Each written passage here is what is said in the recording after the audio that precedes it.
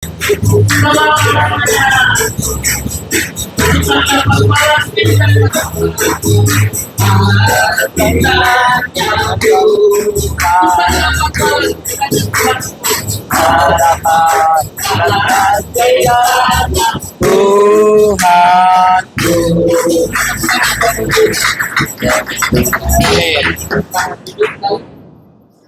membuka ruang kesaksian bagi jemaat Tuhan yang rindu menyaksikan tentang kasih Tuhan, kemurahan Tuhan, kebaikan Tuhan. Kita nyanyikan pujian, pujilah Tuhan.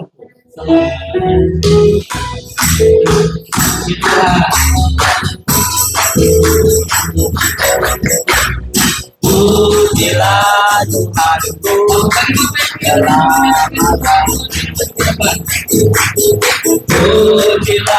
Tuhanku,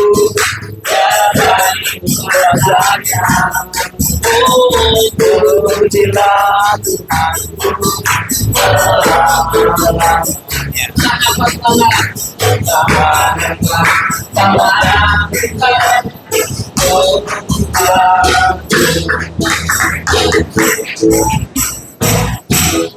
Shalom. Shalom. Puji Tuhan. Puji Tuhan.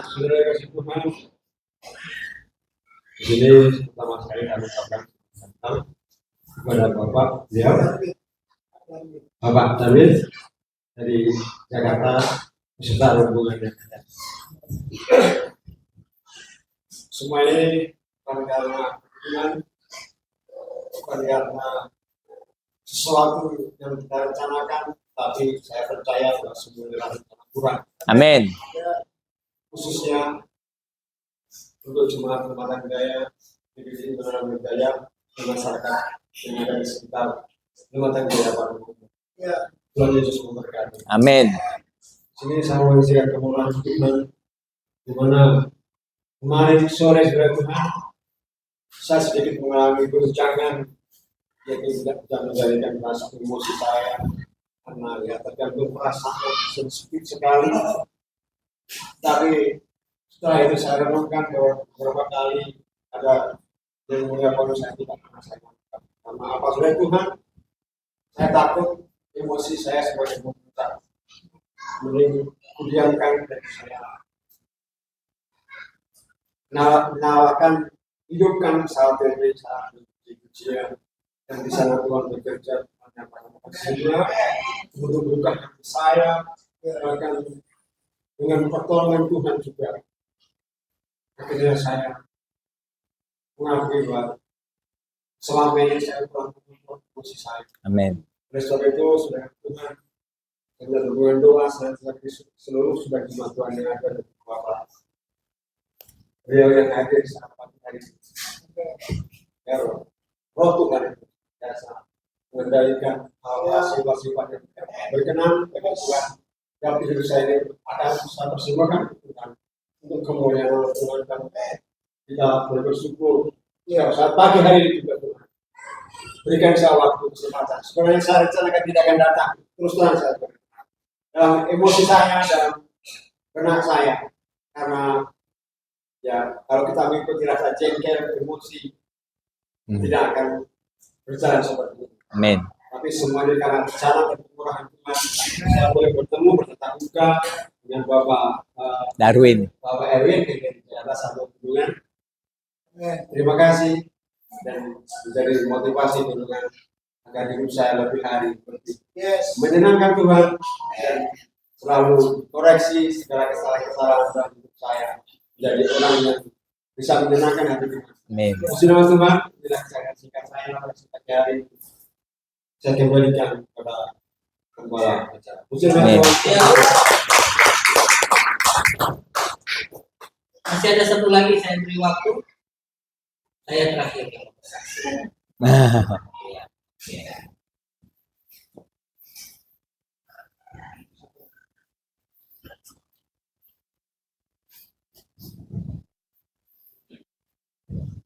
Salam Bapak Ibu. Salam. Puji nama Tuhan. Puji Saya Tuhan. juga tak lupa bersyukur karena Tuhan Yesus baik. Amin. Tanpa ada Tuhan Yesus hidup itu akan mampu, saudara. Amin. Haleluya, puji Tuhan. Ucapkan terima kasih di mana Bapak yang telah membawa acara, memberi peluang untuk kami bersaksi. Haleluya. Amin. Tuhan memberkati. Amin. Kami juga mohon saudara-saudaraku seiman yang ada di belakang saya, sama-sama kita saling doakan saudaraku, Amin.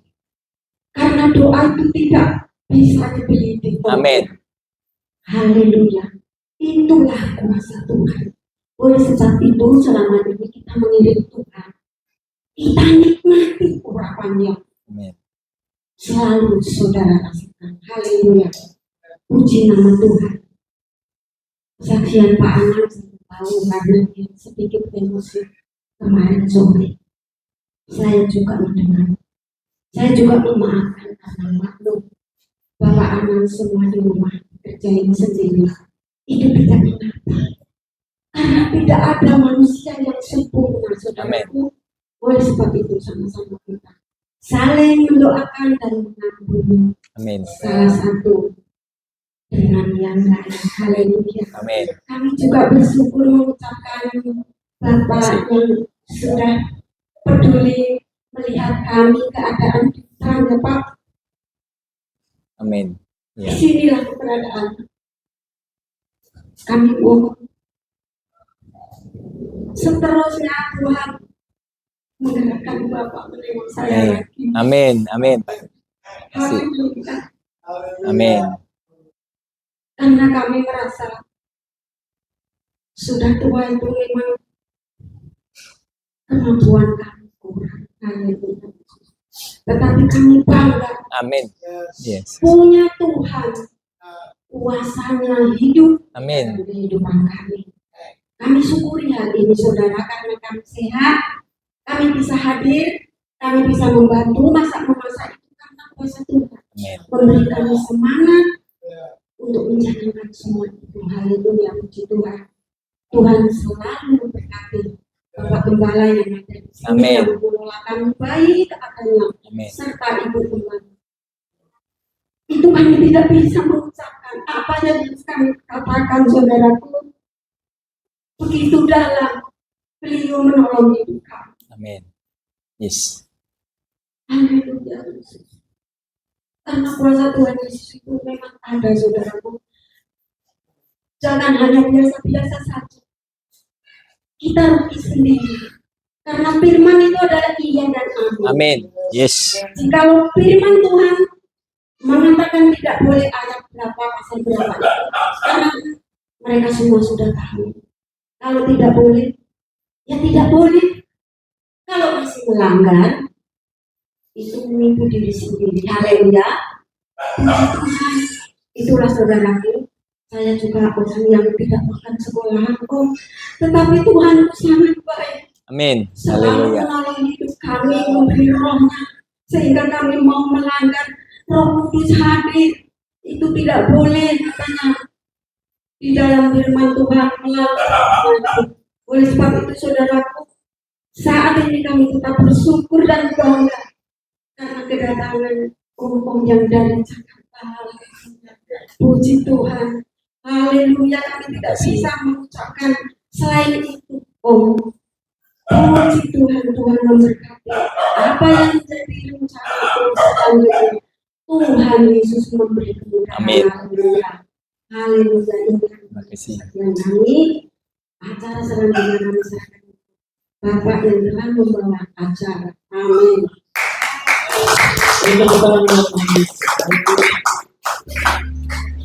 Izinkan saya mau bersaksi.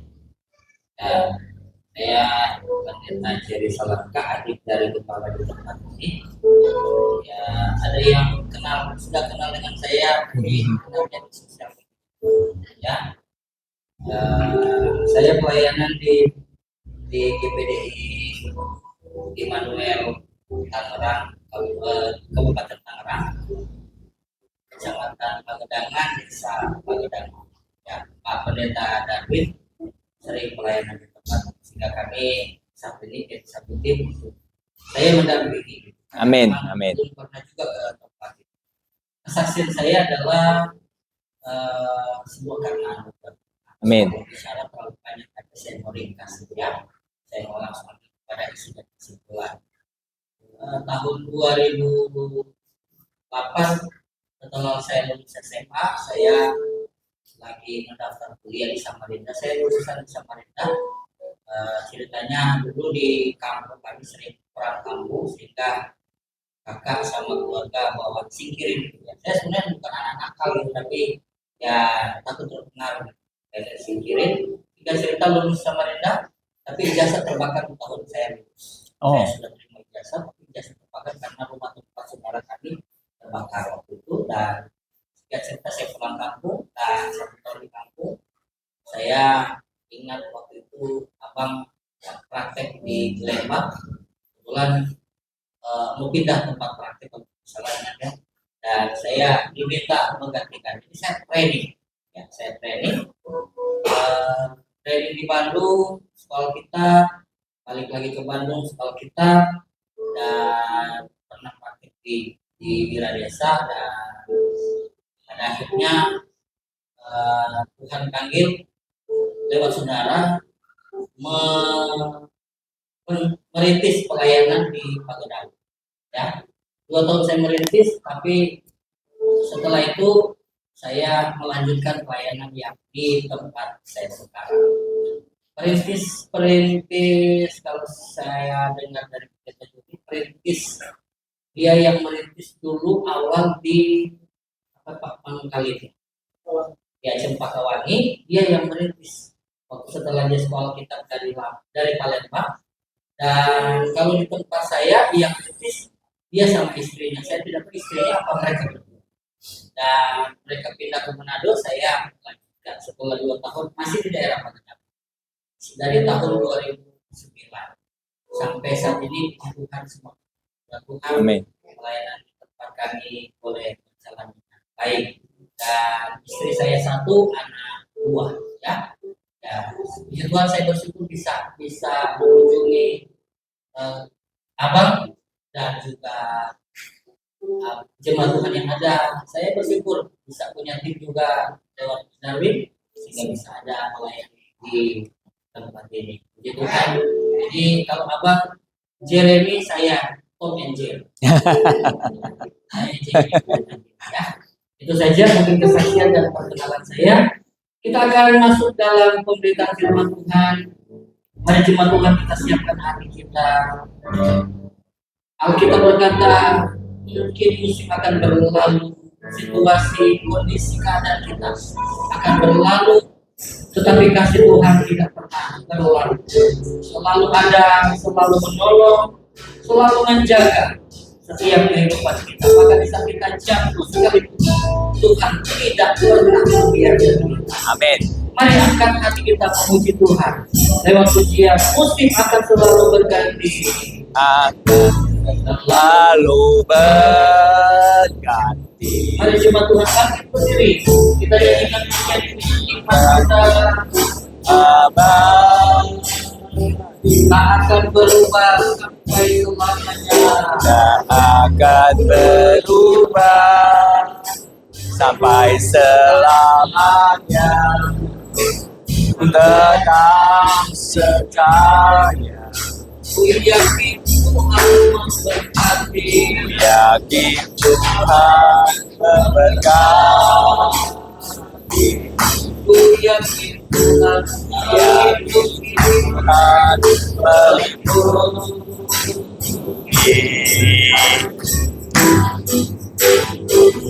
Di udara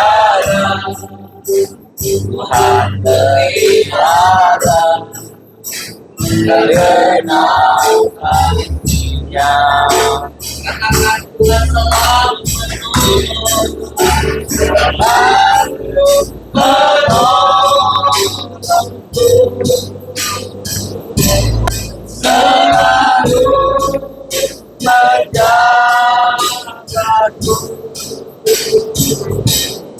selain dirapuku, katakan terjadi, kata sering itu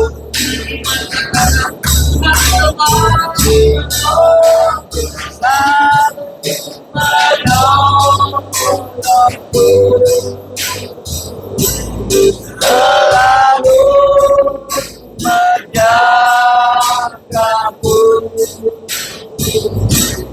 Dia akan menyayangkanku dan meliharaku seumur hidupku. Dari Allah katakan Gusti akan selamatkan diri.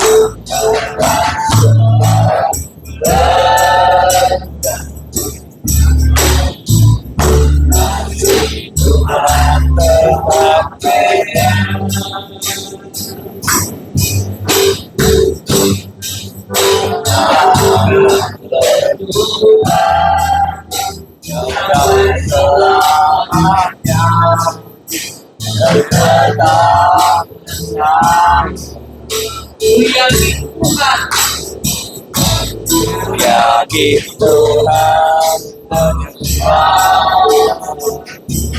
Ku yakin Tuhan melindungi.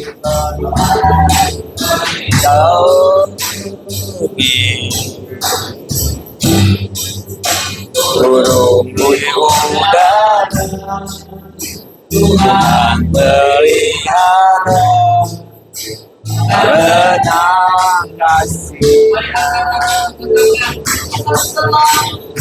Tuhan selalu menolongku,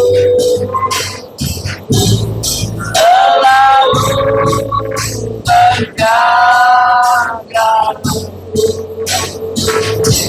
selama di rambutku, tak akan terjatuh tanpa seizinku. Tuhan selalu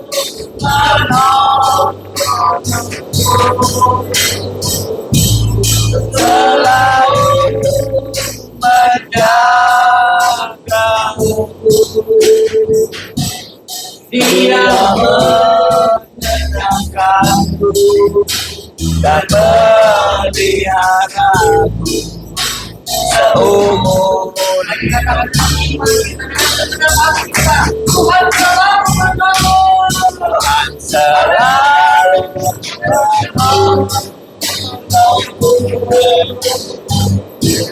selalu menjagaku.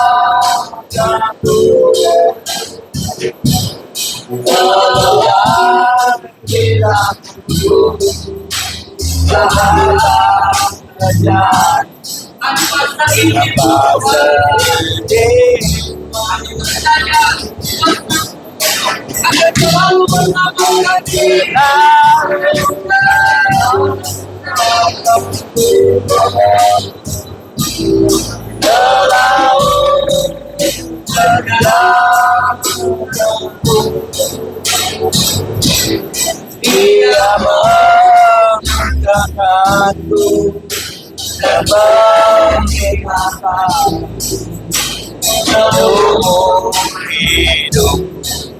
Mari terpatikan Dengan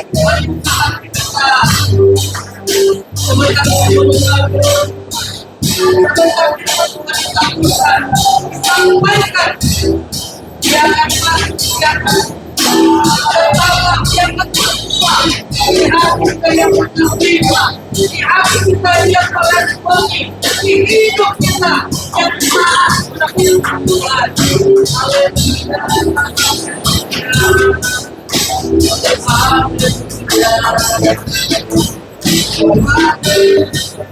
Tuhan.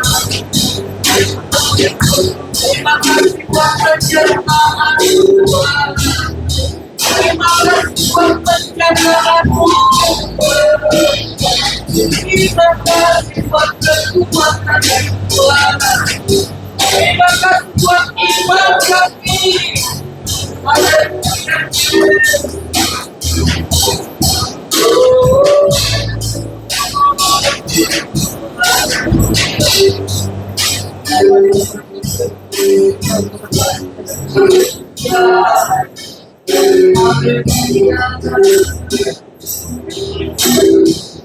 Siapkan hati kami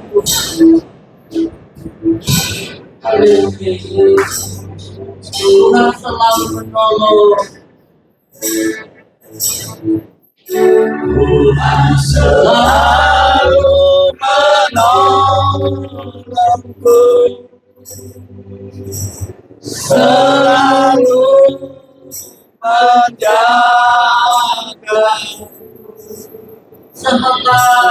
Sehelai di rambutku akan terjatuh tepat sekelilingmu. Tuhan selalu menolong. Selalu menolong, selalu penjagaan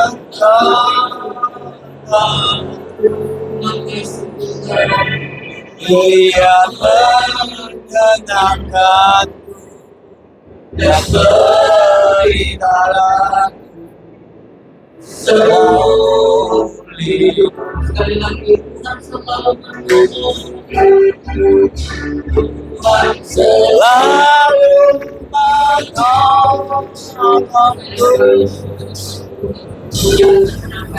menolongku, menjagaku. Makasih Yesus. Selai di rambutku tak akan terjatuh.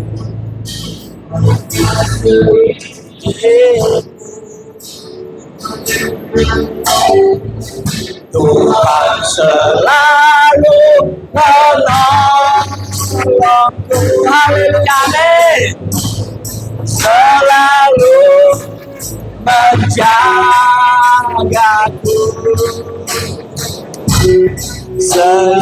menyenangkanku dan memeliharaku seumur hidup.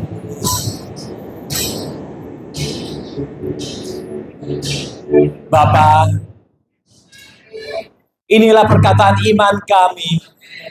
Setiap langkah kami di dalam kehidupan kami, kami begitu yakin bahwa Engkau selalu menyertai. Karena kemurahan selalu Engkau memberikan pertolongan kepada kami, Tuhan. Kami tidak dapat hidup tanpa Engkau, Tuhan. Terima kasih Tuhan, bahwa Engkau telah mengurapi mulut bibir kami semua untuk memuji dan memuliakan nama-Mu. Saat ini Tuhan, kami memohon sekali lagi Engkau urapin telinga kami Tuhan, supaya kami boleh mendengarkan firman-Mu dengan mengerti secara baik. Ajarkan kami Tuhan secara baik dan benar, supaya kami boleh tampil sebagai iman pemenang Tuhan, bukan iman pecundang Tuhan. Berikan kami kekuatan Tuhan.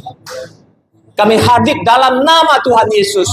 Bagi semua elemen iblis, apapun yang ingin mengganggu ibadah ini, mencuri kebenaran firman-Mu Tuhan, kami tolak dalam nama Tuhan Yesus.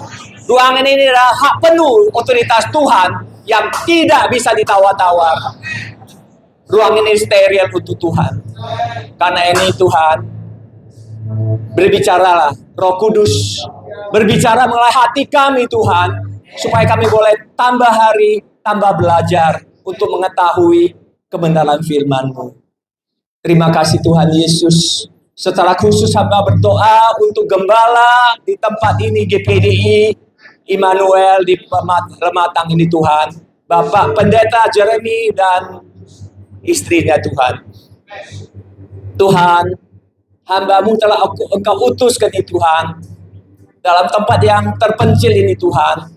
Tapi saya percaya kuasa Tuhan, kemurahan Tuhan, urapan Tuhan turunlah atas mereka berdua.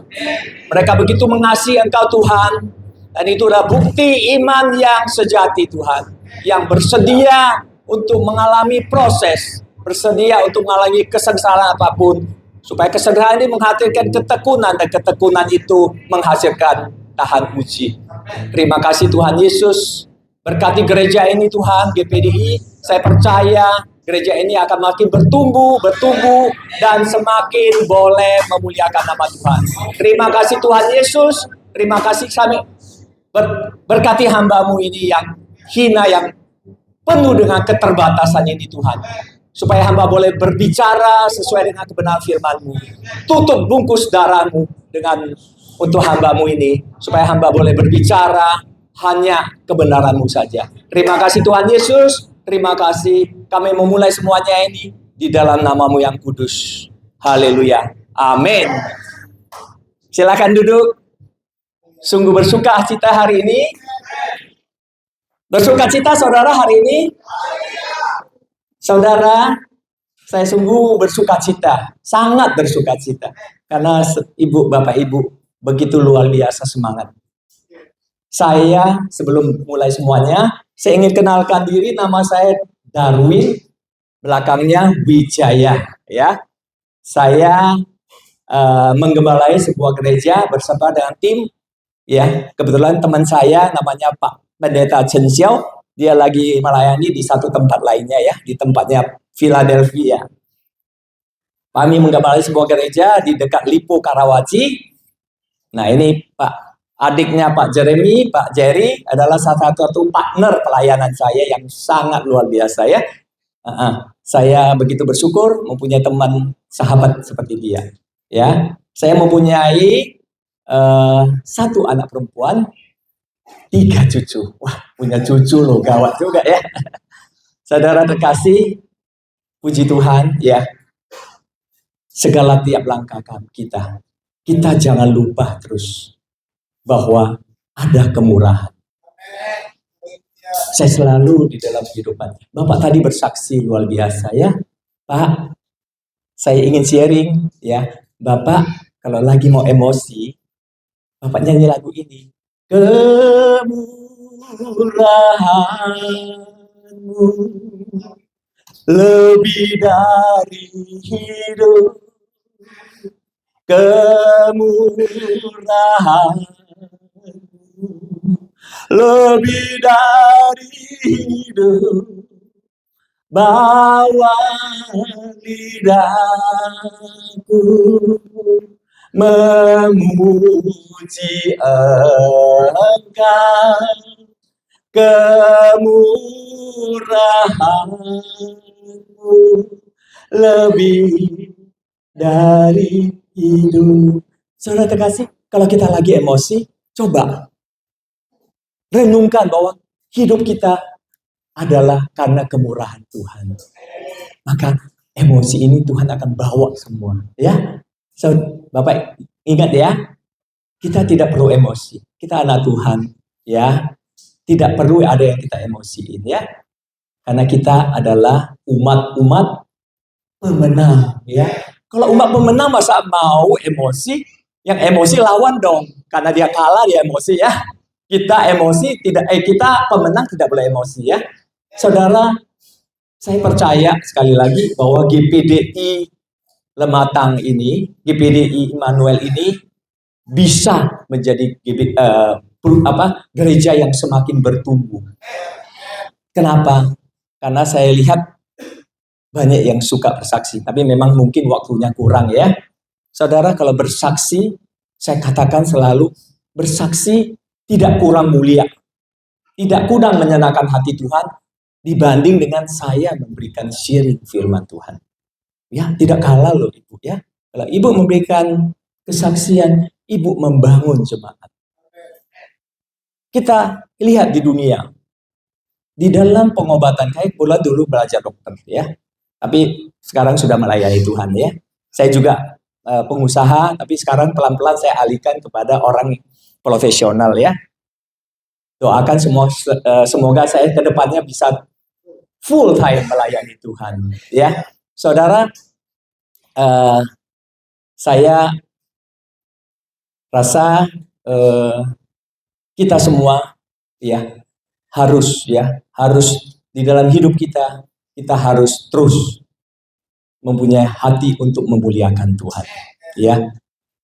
Memuliakan Tuhan salah satu yang efektif adalah berbicara mengenai kasih Tuhan. Kalau kita bersaksi, tentu kita berbicara mengenai kasih Tuhan ya. Di dalam klinik apapun, di dalam rehabilitasi apapun, apakah saudara pikir bahwa mereka bisa sembuh karena obat? Tidak, saudara. Mereka bukan sembuh dari obat, tetapi mereka sembuh karena bersaksi. Saudara, saya pernah melihat sebuah rehabilitasi, saya pernah mengikuti mereka bagaimana cara healingnya. Mereka duduk kira-kira berlingkaran 30-50 orang. Di saat itu mereka berdoa dan mereka mulai mengeluarkan isi hatinya. Ya, betul ya. Dan mereka menceritakan pengalaman dia. Ada yang mulai sembuh, dia menceritakan bagaimana dia bisa sembuh. Ada yang menceritakan bagaimana dia sudah mulai bisa mendapat pencerahan, bagaimana dia harus bisa sembuh dan sebagainya. Artinya begini, kalau kita bersaksi sama ya, mereka bisa disembuhkan. Kita bersaksi juga begini. Dengan banyak kita bersaksi, kita bisa menghidupkan ataupun menyembuhkan mungkin ya. Tidak mungkin tidak semua, tapi menyembuhkan mungkin ada yang masih imannya sakit ya. Imannya sakit bisa disembuhkan ya. Melalui kesaksian supaya kita dikuatkan ya, kita jangan lagi melenceng dari iman ya. Kalau kita terus dengan iman kita pasti sembuh ya. Demikian juga di dalam gereja, jangan berhenti bersaksi ya. Saudara, hari ini saya ingin memberi sebuah tema yang diberi nama jadilah iman pemenang. Saudara suka enggak jadi iman pemenang? Nggak mau dong jadi iman pecundang ya. Pecundang artinya apa? Pecundang selalu kalah. Kalau pemenang pasti menang ya. Saudara, kenapa kita selalu ingin menjadi iman pemenang? Karena kasih karunia. Tuhan sudah mengasihi kita, sudah dengan kemurahannya.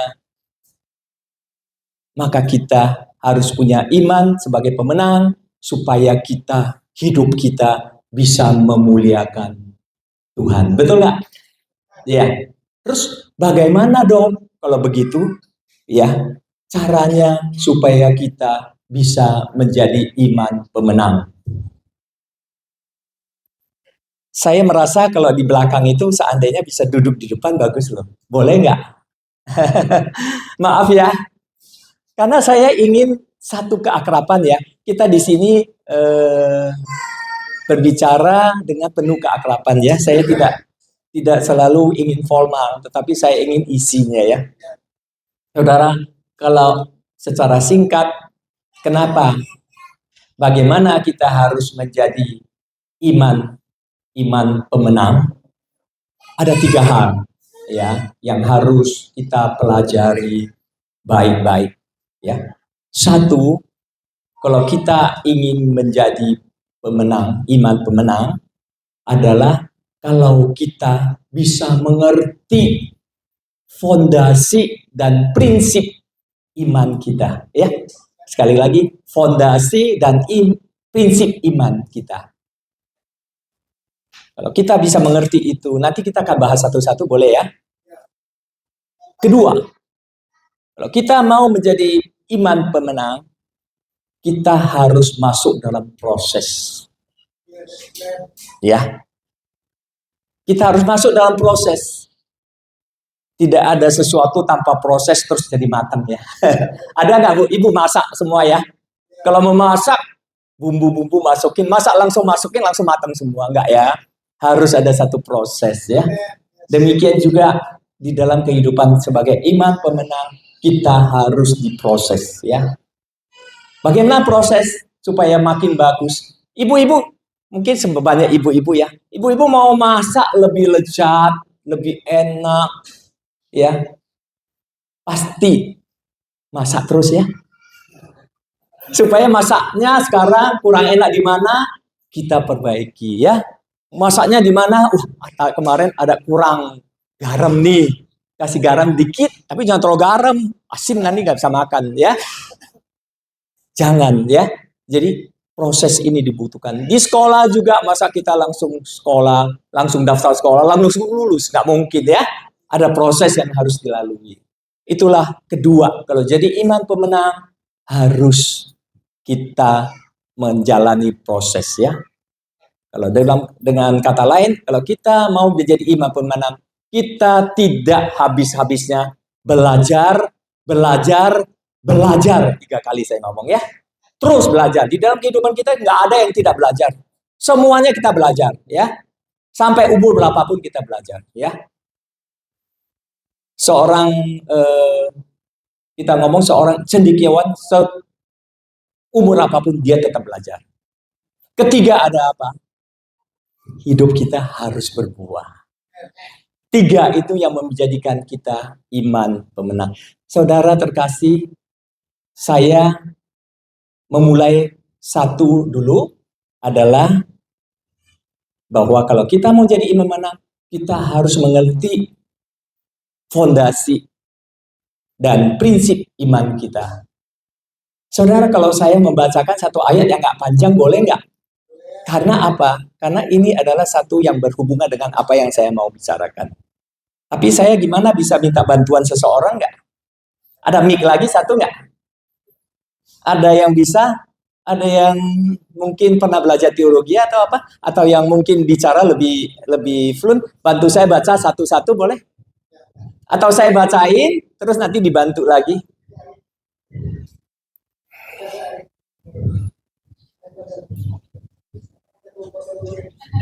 Nah, Bapak nggak usah khawatir, Bapak boleh maju ke depan, ya, nggak usah buka ayat, karena di sini sudah ada.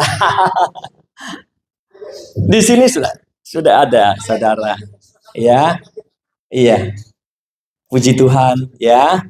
Saya akan mulai, karena ayatnya cukup banyak. Saya mohon kesabaran ya, Ibu Bapak ya.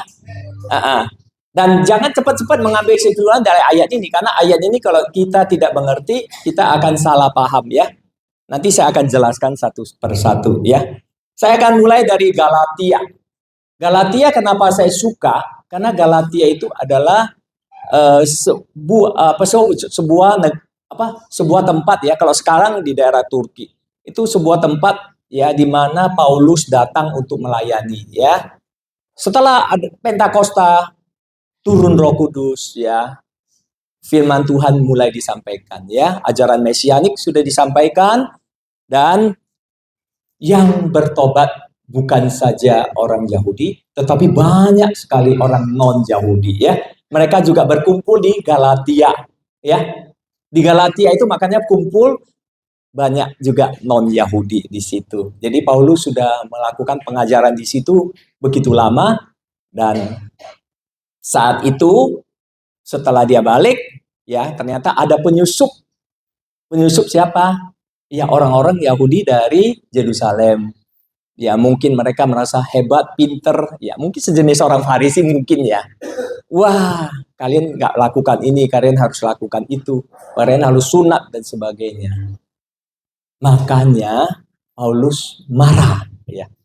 Kejadian ini kenapa saya bicarakan di sini, di Galatia ini, karena Galatia ini mungkin terjadi juga di zaman saat ini ya, yang kita harus pelajari baik-baik ya Pak ya.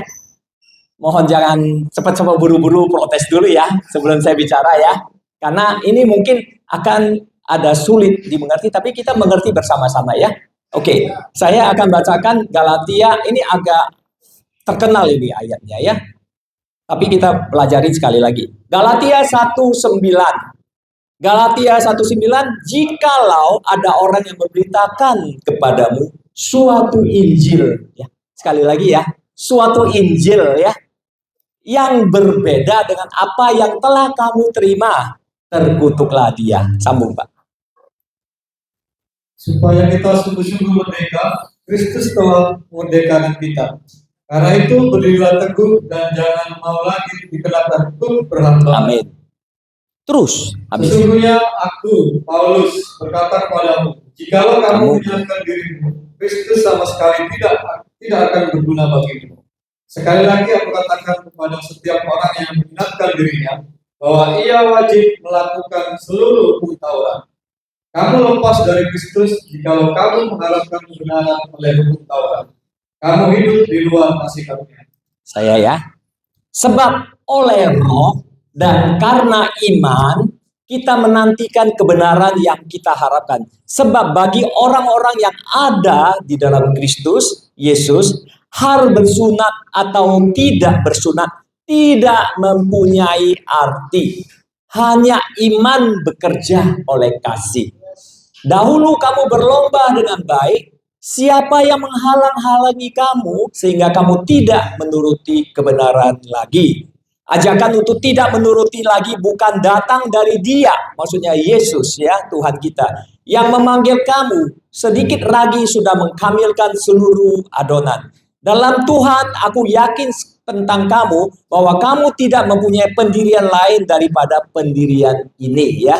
Tetapi barang siapa yang mengacaukan kamu, ia akan menanggung hukumannya. Siapapun juga dia.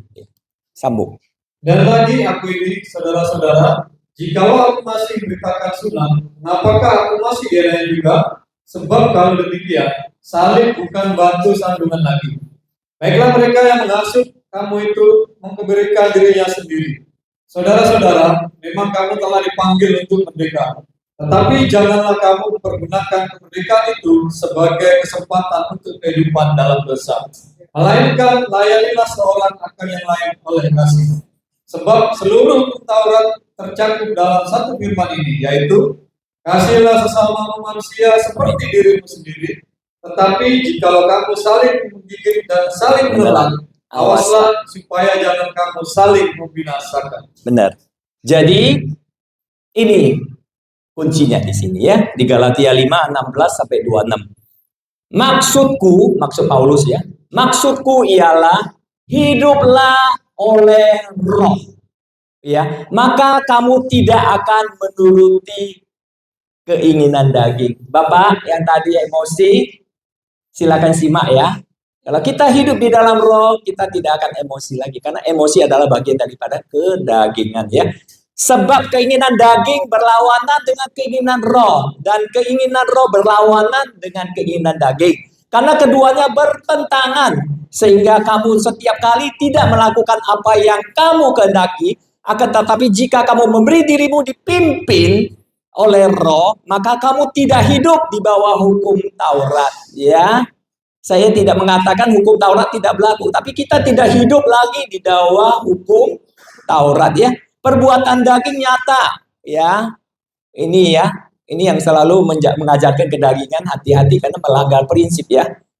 Perbuatan daging telah nyata itu percabulan, kejemaran, hawa nafsu, penyembahan berhala, sihir, perseteruan, perselisihan, iri hati, amarah, kepentingan diri sendiri, pencirian, roh pemecah, kedengkian, kemabukan, pesta pora, dan sebagainya. Ya, ini semua menyangkut nafsu kedagingan dunia ya.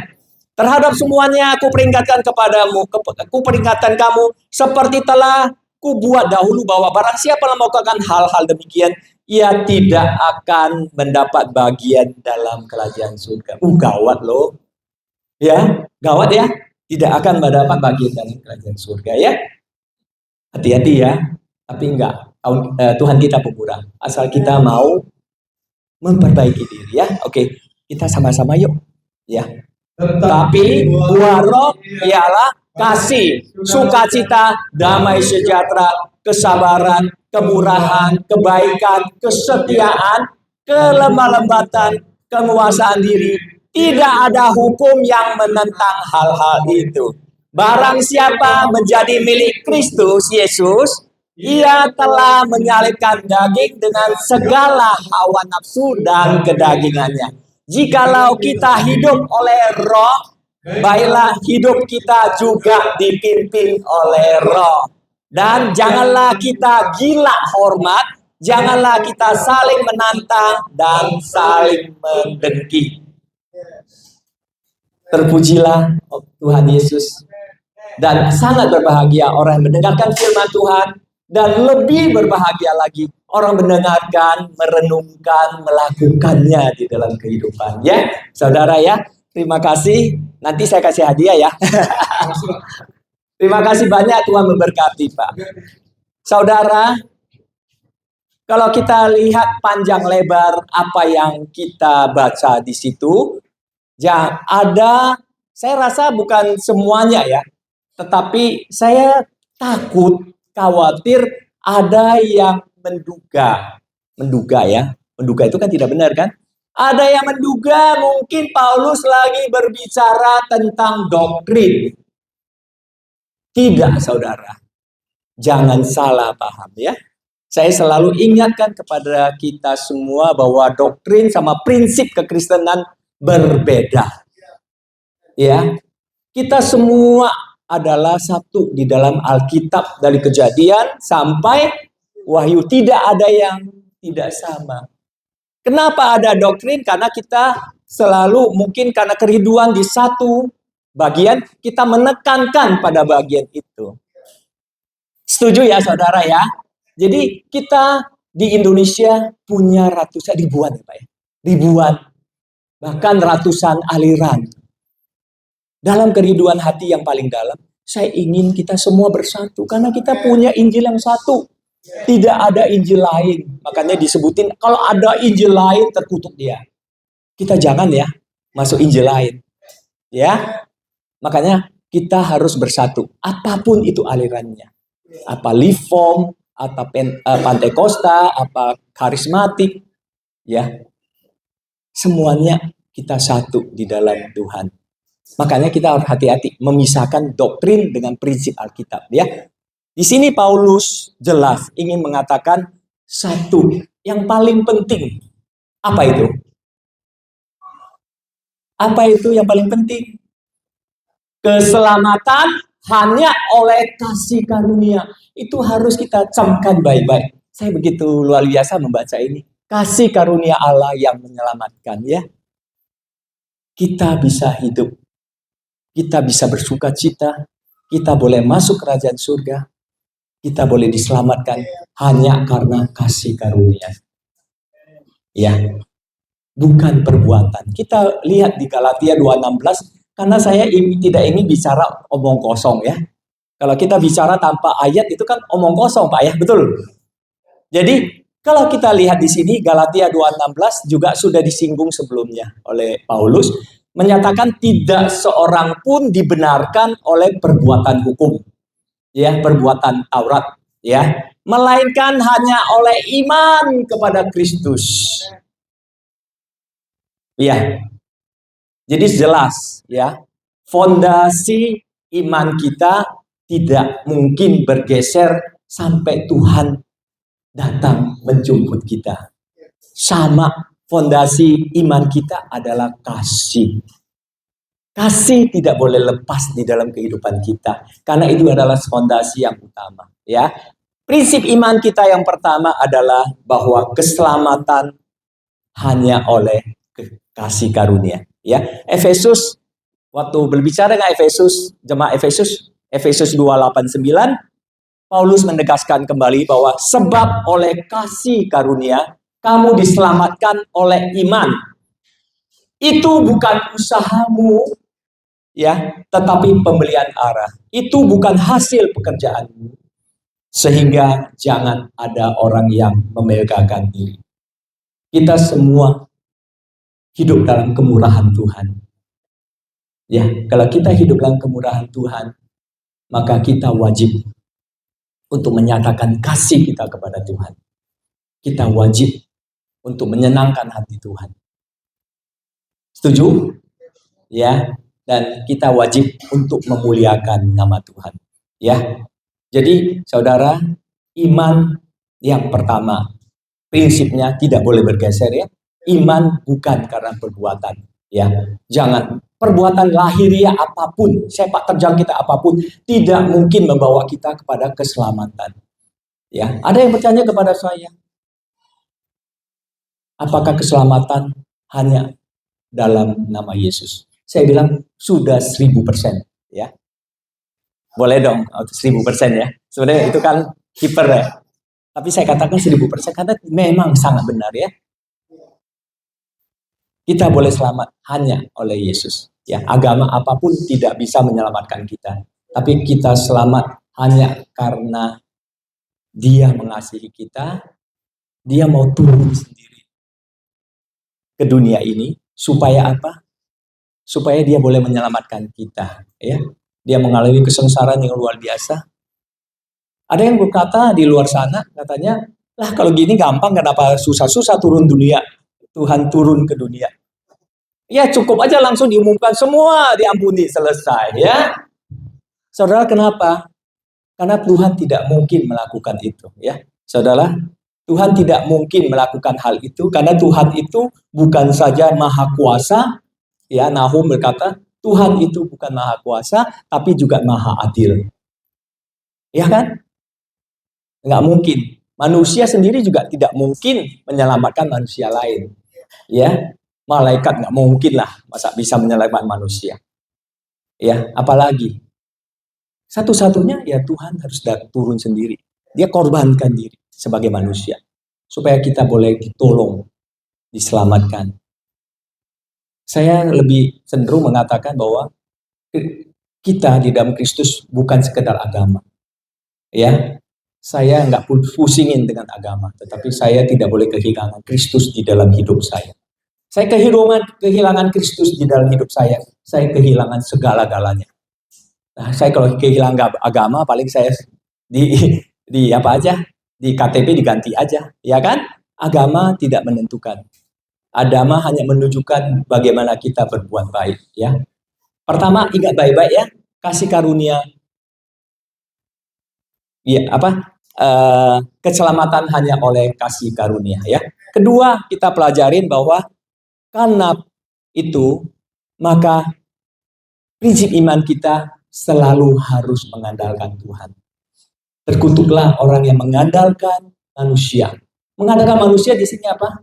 Yeremia berkata, mengandalkan manusia adalah mengandalkan kekuatan kita sendiri. Ya, kalau kita selalu mengandalkan kekuatan, kita tidak akan bisa berhasil. Ya, kekuatan.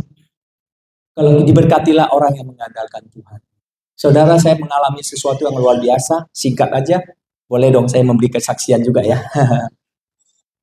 Saya pernah mengalami saat yang paling rendah ya di tahun 2000-an.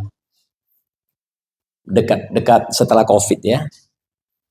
Pertama saya mencoba dengan apa? Kemampuan saya mencoba menyelesaikan ini dengan berbagai cara. Saya bahkan juga berdoa. 3 bulan saya tidak mendapat apa-apa pertolongan. Ya. Karena itu saya berpikir, masa Tuhan tidak menolong? Ya, apa yang saya lakukan? Saya introspeksi diri. Ternyata selama 3 bulan saya kurang berdoa. Saya kurang melakukan pengharapan saya hanya kepada dunia. Pengharapan saya hanya kepada mungkin orang-orang yang bisa membantu saya. Saya pergi ke bandara, ke pelabuhan, ke kepolisian dan sebagainya. Nggak ada yang bisa menolong saya. Saya sadar, saya salah. Saya datang kepada Yesus, saya berlutut. Tuhan, satu hal yang saya salah. Saya tidak mengandalkan Tuhan. Saya selalu mengandalkan kekuatan saya. Saya berlutut di hadapan Tuhan. Saya katakan, Tuhan, saya saat ini tidak mau melakukan apapun lagi. Tetapi saya hanya mengandalkan Engkau Tuhan. Ya. Dan saya diberi Roma 8:26. Tolong simpan ini 8:26 di dalam diri kita masing-masing. Baca dong salah satunya, boleh? Ada yang boleh bacain? Roma 8 ayat 26. Roma 8 ayat 26 dikatakan demikian. Demikian juga Roh membantu kita dalam kelemahan kita, sebab kita tidak tahu bagaimana sebenarnya harus berdoa. Iya. Tetapi Roh sendiri berdoa untuk kita kepada Allah dengan keluhan-keluhan yang tidak terucap. Amin. Saya katakan Tuhan, saya orang yang penuh kelemahan. Saya masih mengandalkan ketidakmampuan saya. Saya membuka diri kepada Roh Kudus untuk supaya Roh Kudus. Karena saya katakan Roh Kudus, saya tidak tahu lagi berbuat apa. Saya tidak tahu lagi berdoa bagaimana.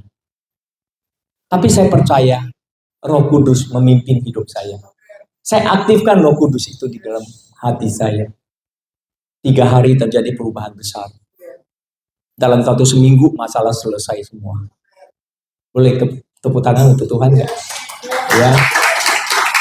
Di dalam kehidupan kita, jangan coba-coba hanya mengandalkan. Saya tidak bilang bahwa saudara harus hanya pasif. Tetapi ketika kita melakukan sesuatu, bawa Tuhan di dalamnya. Itu membawa perubahan yang dahsyat. Ya. Sekalipun tanda heran akan menyertainya. Kan tidak mungkin 3 bulan sudah nggak ada kabar. Tiba-tiba ada saja dari pihak berwajib. Nah, sudah ada kabar baik. 3 hari saya berdoa, hari ketiga langsung ada kabar baik. Artinya apa? Tuhan ikut bekerja. Roma 8:26 ya. Tuhan ikut bekerja ya. Dalam segala sesuatu di dalam kehidupan kita untuk mendatangkan kebaikan ya. Asalkan kita terus percaya bersandar kepada Dia. Jadi kedua adalah prinsip iman kita adalah mengandalkan Tuhan ya. Jangan mengandalkan kehebatan. Kita nggak ada kehebatan ya. Terus ketiga adalah apa? Iman. Nanti saya akan kuis loh. Ingat apa yang kita ngomong ya. Nanti kita kuis, saya kasih hadiah boleh ya. Ketiga adalah iman yang selalu dipimpin oleh roh dan kebenaran. Saudara, tadi kita udah bacakan ya. Jikalau kita hidup oleh roh, baiklah hidup kita juga dipimpin oleh roh. Ingat Tuhan Yesus berbicara dengan orang Samaria, perempuan Samaria. Dia asik mengatakan, oh mereka di Yerusalem sekarang kita gegelucin. Tuhan Yesus mengatakan, dimanapun Anda beribadah, saya tidak pusing. Yang kamu harus pusing adalah, kamu harus menyembah Bapa dalam roh dan kebenaran. Itu kuncinya ya. Jangan bergeser dari prinsip iman ya. Kalau soal yang lain-lain, saya tidak pusing. Saya paling benci loh. Kalau orang yang sudah menguasai Alkitab, dia selalu mengkritik sana sini, wong tepuk tangan aja dipersoalkan, ya, benar gak Pak? Orang bicara, beribadah begitu semarak aja, itu ribut ini. Banyak sekali yang mereka kritisin. Saudara, tidak perlu mengkritisin. Yang kita perlukan adalah memegang prinsip iman itu dengan baik, ya. Jangan lari daripada iman, ya. Saudara, oleh karena itu, kalau masih ada orang Kristen, ya, kita mulai berbicara mengenai apa?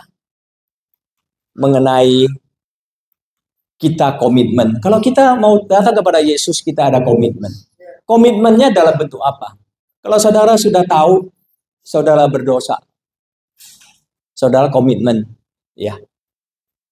Saudara datang kepada Yesus, saudara minta diampuni dan disucikan melalui bab. Nah, saya katakan hari ini supaya kita bisa mengerti firman Tuhan yang 1, 2, 3 itu prinsip. Kita dibaptis karena komitmen. Ya, bukan sekonyong-konyong kita dibaptis, kita menjadi baik. Kita menjadi diselamatkan. Belum. Kita menyatakan komitmen kita. Setuju ya Pak ya? Jadi oleh karena itu, kalau kita masih berpikir baptisan adalah meterai keselamatan, salah ya. Belum. Kita dibaptis belum itu ya. Dan tanda meterai pengganti sunat. Tadi kan disebutin ya, selalu mereka ributin soal sunat. Padahal kita sudah hidup dalam anugerah kasih. Sunat rohani lah yang kita butuhkan ya. Tanda meterai penghapus dosa belum ya. Itu belum sampai di situ. Kita masih mendaftar di sekolah. Kita belum sekolah. Sekolah dulu, nanti dikasih kelulusan, baru kita boleh selamat. Betul ya Pak ya? Kita harus melalui proses. Jadi yang masih mengimani adalah orang Kristen yang mengimani, terbalik dari sana.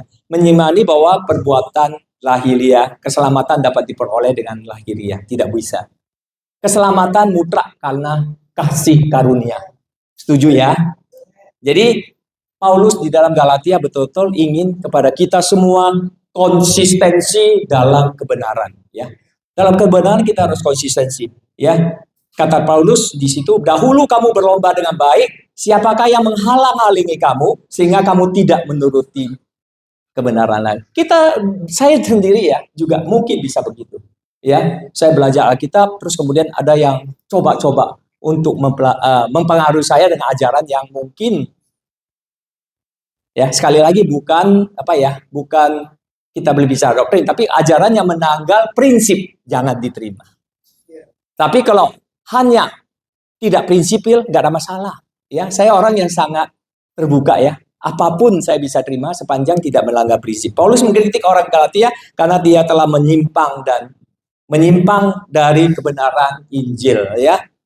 Paulus bertanya siapa yang membujuk mereka ya. Jadi hari ini Paulus juga ingin sampaikan kepada kita semua bahwa kita harus hati-hati ya. Setiap kali mendapat pengajaran apapun jangan langsung diterima. Kita pikirin dulu sesuai melanggar prinsip Tuhan nggak? Kalau nggak berapa udah terima aja nggak apa-apa. Yang penting prinsipnya jangan ini. Ya dahulu kamu berlomba dengan baik. Orang Galatia dulu paling hebat, paling rajin berdoa, ya, paling rajin beribadah, paling rajin melakukan kasih dan sebagainya. Dia jemaat yang paling baik di antara jemaat itu ya, salah satu yang terbaik, ya. Tapi Paulus mengakui ya, mereka berlomba dengan baik, artinya mereka hidup sesuai dengan kebenaran, ya. Nah, ini Paulus juga mengatakan siapa yang menghalangi kamu, ya. Di sini Paulus bertanya siapa yang membujuk, mempengaruhi kamu, ya. Mereka datang dari Solen, membujuk mereka supaya mereka melakukan hal yang bertentangan dengan prinsip. Ya, saudara, kita jangan ya. Kita umat Tuhan, kita harus berpegang prinsip dalam kebenaran ya. Sehingga kamu tidak lagi menuruti kebenaran. Jadi kamu sudah ikut mereka, kamu tidak di dalam kebenaran lagi. Oke? Jadi kesimpulan Galatia adalah ini adalah seruan bagi orang Galatia, termasuk seruan bagi kita semua untuk kembali kepada kebenaran Injil ya. Dan Paulus juga mempertanyakan pengaruhnya yang menyebabkan mereka menyimpang. Pengaruhnya banyak ya. Mereka sudah tidak lagi stabil dalam iman. Di dalam zaman ini juga karena pengajaran yang kita tidak saring, hati-hati membawa kita kepada perilaku yang salah. Saudara, saya mohon maaf ya Pak, Bapak pendeta, saya juga pendeta. Kadang-kadang saya juga merasa malu. Ada perlakuan dari beberapa, saya nggak boleh katakan banyak ya, karena belum banyak sih. Ada beberapa kelintir yang memperlihatkan kelakuan yang justru terbalik dengan firman Tuhan. Ya, kita lihat, maaf, saya nggak mau ngomong nama loh, karena saya tidak ingin menghakimi. Kita lihat banyak yang korupsi, baru-baru terakhir aja berapa heboh itu banyak sekali. Ya, apalagi uang itu uang jemaat bisa nggak tahu kemana pertanggungjawabannya, ya. Terus saya juga sendiri, maaf sekali, saya ingin dengan pahit mengatakan, saya pernah juga ditipu beberapa hamba Tuhan. Nah itulah, kalau kita tidak pelajari firman Tuhan dengan baik, impact-nya adalah terjadi perubahan yang semakin buruk di dalam mental kita ya saudara ya. Jadi saya ingin sekali bukan menyindir, tapi saya ingin memperingatkan bahwa ajaran apapun ya yang bertolak belakang dengan prinsip iman pasti tidak benar. Salah satunya apa? Salah satunya yang diajarkan oleh Benny Hinn. Maaf ya, saya berbicara di sini adalah karena dia sudah bertobat. Benny Hinn sudah bertobat karena dia mengajarkan sesuatu yang terlalu bermewah-mewah, terlalu kedagingan. Ya, saya pernah lihat katanya dia tinggal di satu hotel, satu malam aja ratusan juta. Saya rasa itu satu hal yang sangat konyol ya. Dia mengajar sesuatu yang bertentangan dengan Alkitab. Ya. Jadi disebut prinsip iman kita adalah bahwa kita setiap orang yang mengikuti aku harus menyangkal diri, ya, memikul salib dan mengikut aku.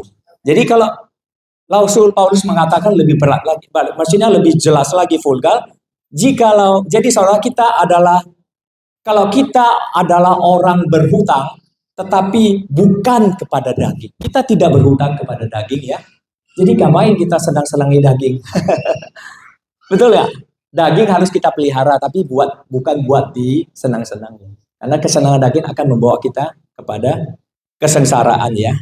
Jadi tetapi bukan kepada daging, supaya hidup menurut daging, ya. Sebab jika kamu hidup menurut daging, kamu akan mati. Tetapi jika oleh roh, kamu akan mematikan perbuatan tubuhmu, kamu akan hidup. Ya, saudara. Jadi kalau masih ada orang mengajarkan sesuatu yang kayak konyol-konyol begitu, tinggalin, ya. Kita hidup dalam anugerah kasih, kita hidup karena Kristus, ya. 2, tadi saya sudah singgung, kenapa kita jangan terlalu mempersoalkan baptisan, ya. Saudara, saya ingin jelaskan supaya jelas sekali, ya. Cara baptisan apapun sangat baik, ya. Mau diselam, mau dipercik, kalau Anda senang untuk diselam, selam aja, nggak apa-apa. Tapi yang konyol adalah ketika seorang pembicara mengatakan, kamu belum diselam, kamu harus selam lagi. Itu sesuatu yang sangat konyol. Ngerti nggak? Saya tidak mengatakan selam atau gimana. Selam baik.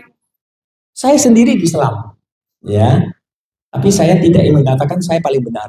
Tidak. Saya diselam, saya juga tidak benar. Yang menentukan bukan itu. Ketika kamu nyuruh mereka berulang-ulang untuk dibaptis, berarti Anda telah menghilangkan iman dia 10 tahun, 20 tahun. Iman dia hilang semuanya. Dia kembali ke nol lagi. Keji nggak kita? Betul nggak, Pak? Iya kan? Masa baptisan boleh diulang?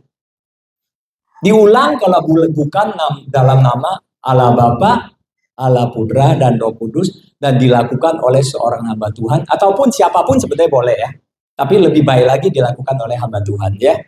Jadi di sini baptisan apapun, yang esensi adalah bahwa kita dibaptis dengan satu komitmen bahwa kita mau mengasihi Tuhan dengan sungguh-sungguh. Itu penting sekali, ya. Jadi saya katakan baptisan adalah komitmen. Meterai ada dalam Roh Kudus, ya. Tanda meterai adalah di dalam Roh Kudus, ya. Nanti kita akan pelajarin, ya. Kedua, kita akan luruskan satu ayat, satu hal mungkin agak sedikit sensitif, tetapi saya ingin lurusin juga, Pak, ya, nggak apa-apa, ya. Mengenai persembahan persepuluhan bukan bukti ketaatan. Nah, coba cerna baik-baik. Kenapa saya katakan bukti? Karena bukti ketaatan hanya satu-satunya ketaatan Abraham karena mengikuti firman Tuhan. Persembahan persepuluhan adalah hasil. Ingat, ya, bukan bukti ketaatan. Kalau bukti ketaatan enak aja, Pak. Saya kaya, saya kasih aja persembahan, saya jadi taat. Betul ya, Pak? Jadi hati-hati, ya. Persembahan persepuluhan adalah hasil, ekspresi atau refleksi dari kehidupan kita yang sudah menyenangkan hati Tuhan. Jadi kita ingin menyenangkan hati Tuhan, ya. Jadi saya punya satu pengalaman singkat saja. Saya dulu di gereja, pertama kali saya masuk, ada satu hamba Tuhan yang berbicara, ya. Bagaimana setelah dia selesai memimpin ibadah, sibalah saat persembahan. Dia mengatakan satu hal yang menarik banget, Pak. Dia mengatakan, saudara kasih, yang kalau saudara masih belum mengerti persembahan, mengapa Anda memberikan persepuluhan? Kalau saudara masih belum mengerti, belum percaya, jangan memberi. Setuju ya, Pak, ya? Ini impact-nya luar biasa. Kalau kita membeli tanpa mengerti, berarti kita memberi agar diberi. Benar nggak? Kalau kita tidak mengerti firman Tuhan, berarti kita memberi karena sudah dibeli. Sudah diberi sama Tuhan. Beda. Karena kita sudah mengerti firman Tuhan, kita boleh memberi persembahan dengan prinsip. Karena kita sudah diberkati, kita menjadi berkat. Kalau orang yang tidak mengerti firman Tuhan, pasti, karena dianggap uang dia pasti akan ngomong, iya uang saya udah keluarin Tuhan, mana balasan buat saya? Nah itulah yang mencelakakan iman kita. Betul ya? Jadi tidak ada boleh. Saya begitu terenyuh, sedih sekali ya. Saya melihat di satu daerah di Kalimantan Selatan, saya belum cerita dengan Pak Jerry ya. Daerahnya makmur karena dia punya sumber alam yang bagus di daerah Kalimantan, daerah selatan. Batu baranya sekian ratus, mungkin sekali miliar ton ada ya. Dan harusnya daerah itu makmur sekali. Tetapi yang makmur hanya sebagian orang. Kenapa? 30 tahun yang lalu saya pergi ke sana, sampai saya pergi sekarang juga kondisi rakyat, kondisi rumah yang dulunya atap ya atap aja. Tidak ada penghasilan, tidak ada peningkatan kemakmuran. Jadi saya katakan inilah. Kalau kita tidak mensyukuri apa yang sudah, pada banyak yang kaya di situ. Kita mensyukuri apa yang kita dapatin, kita merasa apa yang kita dapatin mutlak kita punya, kita tidak akan bisa memberkati orang banyak. Betul ya Bu ya? Saya akan cepat saja karena ini. Jadi kalau kita mau iman kita menjadi iman pemenang, ya kita harus tahu bahwa prinsip iman kita yang benar apa. Kedua adalah kita tidak boleh henti-hentinya belajar. Saya tertarik ketika Ibu dua hamba Tuhan ya, Ibu Henny Kristianus, benar ya Pak ya? Dan Esra Soru. Mereka selalu berdebat. Dua-duanya benar. Karena yang satu berkata, Henny, dia bilang, saya kadang-kadang bosan dengan membaca Alkitab, maaf. Ya. Jadi dia menentang bahwa membaca saja tanpa merenungkan, melakukannya sia-sia. Ya. Membaca saja. Ada yang katakan katam sampai 5-6 kali. Katam tahu ya, dari awal sampai akhir sudah selesai. Baca saja. Tapi Erasolu bilang, kalau begini salah kamu Henny. Karena kamu membaca, tanpa membaca kamu tidak akan mengerti. Gitu kan? Tetapi saya mengatakan Henny punya argumentasi. Ada benarnya. Tuhan memberikan kita Alkitab, bukan menyuruh kita detik itu, tahun itu, saat itu harus kuasai semua Alkitab itu. Harus mengerti semua. Tidak saudara, kita punya keterbatasan ya saudara. Makanya kita perlu belajar. Hari ini kita belajar firman Tuhan Galatia. Bapak Ibu belajar di rumah. Dari sana belajar prinsip imannya harus bagaimana. Ya, bagaimana menyatakan kasih Tuhan. Jadi kalau kita belajar terus. Ya, belajar melakukan. Yang terjadi apa? Seperti Ibu tadi, Ibu memasak. Hari ini Ibu memasak, betul nggak? Kurang asin, tambahin asin. Ya. Besok ada asam lagi, asamnya ditambahin kurang asam. Nggak tahu lah, mungkin ada yang pedas. Nah itu terus terjadi di dalam kehidupan kita. Kita belajar terus di dalam firman Tuhan, supaya kita melakukan, tambah hari kita melakukannya tambah sempurna. Satu hari saya datang kepada Ibu, masakan Ibu, wah saya katakan luar biasa. Nah itulah yang menjadi iman kita ya, bahwa kita harus terus belajar. Supaya dengan terus belajar itu, kita boleh memperbaiki diri. Ya, saya dulu orang yang pemara loh Ibu. Kalau saya diapain orang, ditipu orang atau dijalimin orang, saya balasnya habis-habisan. Waktu kecil ya, sekarang enggak. Waktu masih ini. Tapi saat 5 tahun yang lalu, saya sempat ditipu hampir 500 juta lebih. Saya bisa spontan dalam hati saya mengatakan kepada bapak yang menipu aku. Padahal saya bisa loh pakai pengacara masuk dia. Saya katakan, Bapak, saya sudah mengampunikan. Saya tahu dia nggak tahu gunakan apa uang itu, ya. Pada waktu itu saya lagi susah. Kita belajar firman Tuhan membawa perubahan budi. Makanya di dalam Roma 12:2 dikatakan ya, kita harus ada pembaharuan budi. Ya, dulu yang suka pelit, saya dulu pelit loh. Saya kalau kasih orang pelit banget.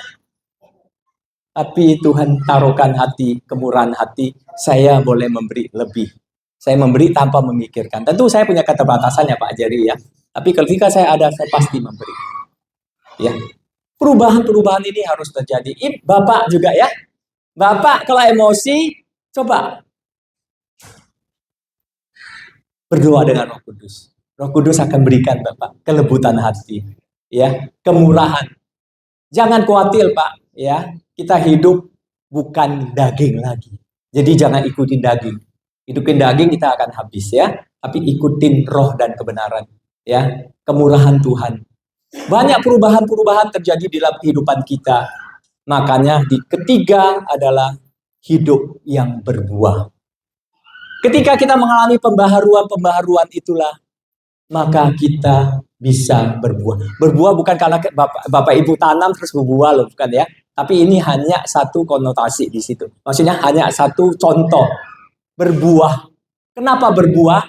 Kalau kita berbuah, berarti buah itu bisa dimakan, dinikmati orang banyak. Betul ya? Jadi kita hidup harus ada pembaharuan budi. Kalau kita nggak ada pembaharuan budi, maka hidup kita makin lama makin melenceng. Percaya nggak? Kalau Anda hidup makin melenceng, hidup pasti gagal. Tapi kalau kita hidup dalam pembaharuan budi, ya, kita akan hidup dengan penuh berkat. Saya pernah ketemu beberapa karyawan saya, ya, dulunya kerjanya uga-ugaran. Saya kasih firman Tuhan, saya memberikan penguatan, dan dia hidupnya berubah. Terjadi pembaharuan budi, dia tambah lama, tambah mau belajar.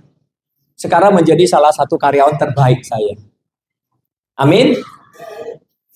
Harus belajar. Tidak ada kata tidak belajar. Saya 60, saya juga belajar. 70 juga saya belajar. Ya, belajar sampai Tuhan menjemput kita. Ya. Jadi kalau gini, ya, sebentar ya. Jadi artinya kalau kita bisa belajar memperoleh budi, ya sebentar. Otomatis apa?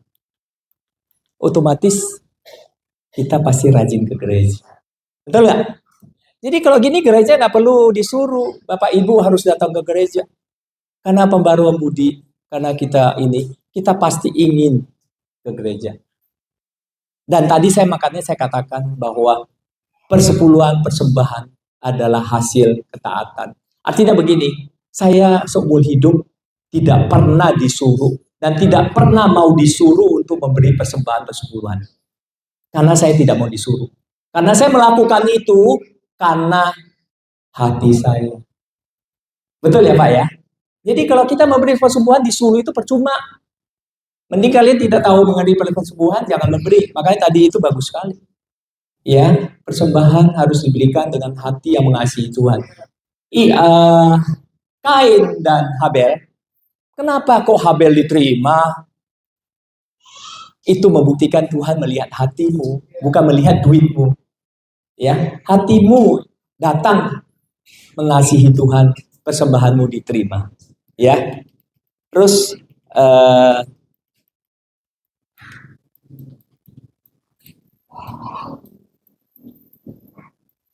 ya, jadi persepuluhan harus diberikan ya ketika kita mengerti firman Tuhan ya. Makanya kita harus cepat-cepat belajar firman Tuhan.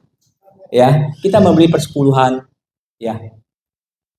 Karena Tuhan sudah memberkati kita. Kita terus membeli, Tuhan terus memberkati kita. Ya, jangan terbalik loh ya. Ketika kita memberi, Tuhan sudah memberkati kita.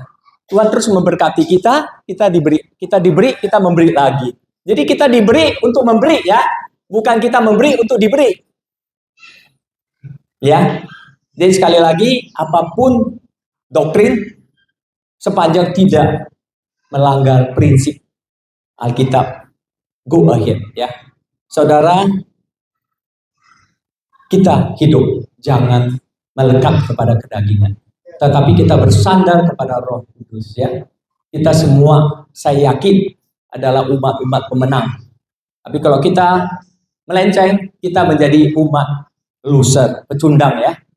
Jadi kalau kita mau menjadi umat pemenang, kita harus pertama apa? Datang kepada Tuhan. Dengan seperti siapa? Pemungut cukai. Karena kita orang berdosa adalah seperti pemungut cukai. Kita orang berdosa yang mau mengakui dosa kita.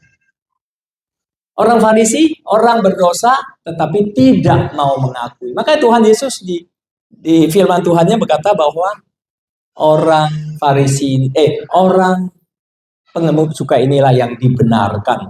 Karena dia datang dengan kerendahan hati, tidak dengan kesombongan. Ya, di dalam kehidupan Kristen kita, siapapun itu, hancurkan kesombongan itu. Ya, kita hidup karena anugerah kasih. Kita tidak berhak untuk sombong. Bukan saja tidak berhak, tetapi kita tidak perlu. Itu akan membawa kecelakaan. Kita lihat banyak sekali celaka karena sombong ya. Manimundo juga, The Beatles, banyak sekali ya. Manimundo ketika Billy Graham mendatangi bahwa ada yang mau disampaikan, Manimundo mengatakan saya tidak perlu Tuhan. Sombong sekali dia. Ya, pencipta Titanic. Kapal saya tidak mungkin, Tuhan juga tidak bisa tenggelamkan. Tenggelam dia. Hancurkan kesombongan. Terus belajar, memperbaiki diri. Saya sampai sekarang juga ada yang saya kurang. Makanya saya selalu melihat ke atas. Nah, kaget kan melihat ke atas artinya apa? Karena saya merasa rendah terus. Saya ingin improve ya. Banyak sekali orang yang lebih dari saya. Mungkin Pak Jeremy juga banyak kelebihan. Saya mau belajar dari dia. Belajar ya. Pak Jerry juga banyak. Saya lihat dia pagi-pagi luar biasa Pak. Sudah memuji Tuhan ya. Baru bangun. Kita kebetulan satu kamar bertiga ya. Bangun sudah memuji Tuhan. Itu satu hal yang bagus ya. Dia mujinya lebih lama. Saya paling puji sebentar ya Pak. Ya, saudara terkasih, hari ini pesan Tuhan ya. Prinsip firman Tuhan, prinsip Alkitab terus dipertahankan. Jangan sampai kita melenceng dari prinsip Alkitab. Jangan sampai kita tidak tahu bahwa fondasi iman kita adalah kasih ya. Jauhkan dari kesombongan. Saya yakin hari ini Tuhan memberkati, Tuhan menurunkan kemurahan. Tuhan pasti mengurapi hidup kita. Kita pasti menjadi pemenang. Ya, mengapa Tuhan mengatakan harus menjadi kepala bukan ekor? Karena Tuhan ingin kita belajar terus. Kalau kita belajar terus, maka kita memang akan menjadi menjadi kepala bukan ekor. Kita akan naik terus, bukan mundur ya. Kita akan naik terus. Karena ketika kita belajar terus, kita akan naik. Ya. Dan sekali lagi, apapun yang terjadi, kita punya Roh Kudus. Roma 8:26 simpan di dalam hati kamu. Saya hari ini mau mulai menghafal. Tadi saya masih belum menghafal. Ya, ketika kita tidak lagi bisa berkata apapun, maka Roh Kuduslah yang akan bekerja. Bayangkan kalau Roh Kudus sudah berdoa untuk kita, mana ada yang nggak mungkin. Ya, jangan menyerah. Jangan berputus asa. Bapak ya, jangan dihasut oleh daging ya. Pakai roh kita ya. Mari kita sama-sama berdiri ya.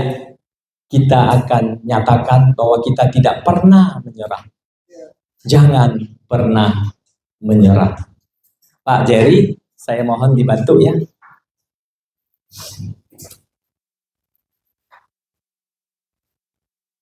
Tuhan tak pernah janji. Saya nyanyi sekali terus disambung boleh? Tuhan tak pernah janji, langit selalu biru. Tetapi dia berjanji selalu menyertai. Buat jemaat ya, Tuhan tak pernah janji jalan selalu rata, tetapi dia berjanji berikan kekuatan. Jangan pernah menyerah semuanya. Pernah menyerah, jangan berputus asa. Mujizat Tuhan ada, berhati menyembah. Jangan pernah menyerah, jangan berputus asa.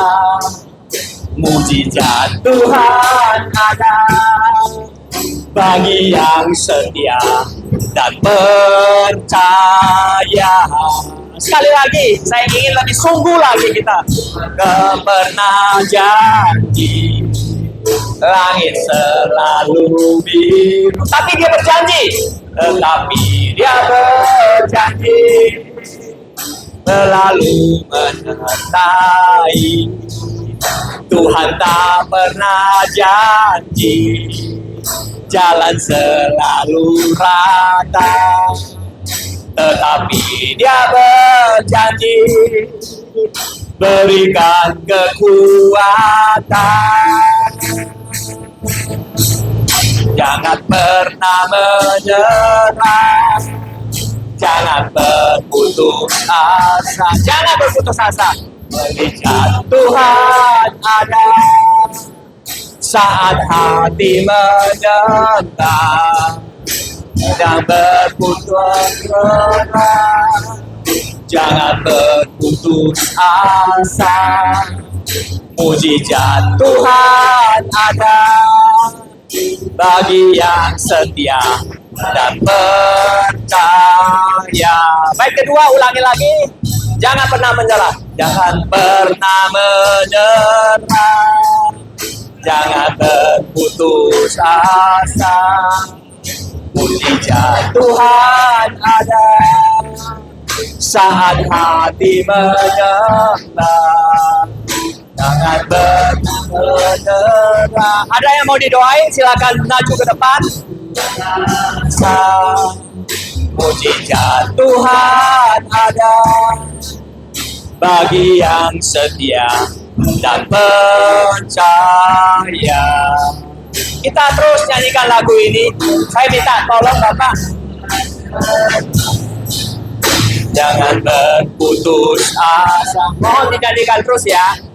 Terus, Tuhan ada berarti menyembah. Ya, yuk kita sama-sama ya.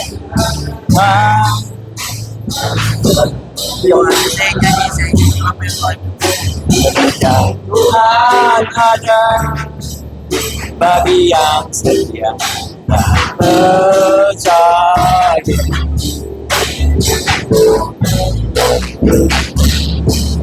Jangan pernah menyerah, jangan berputus asa.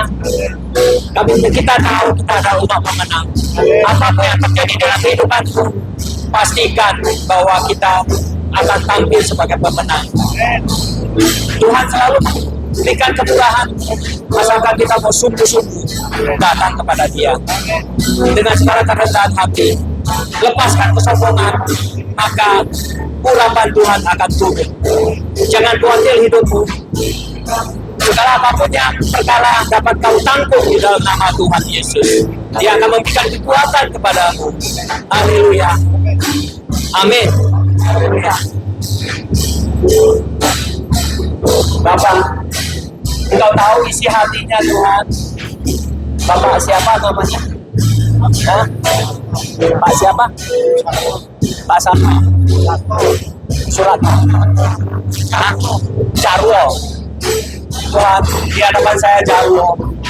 Beliau datang dengan mungkin dalam masalah apapun, kami percaya akan lebih besar engkau daripada masalah.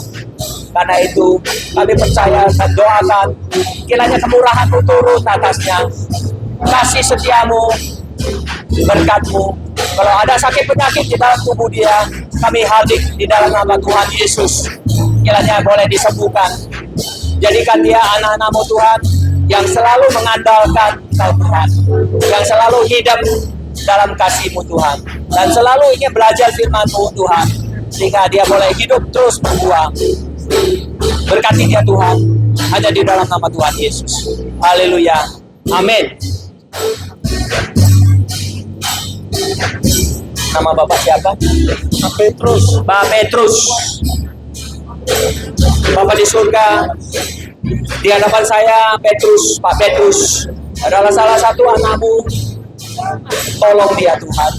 Saat ini mungkin dia datang dengan segala beban, dengan segala kesusahan atau segala sakit penyakit, segala kedagingan dia.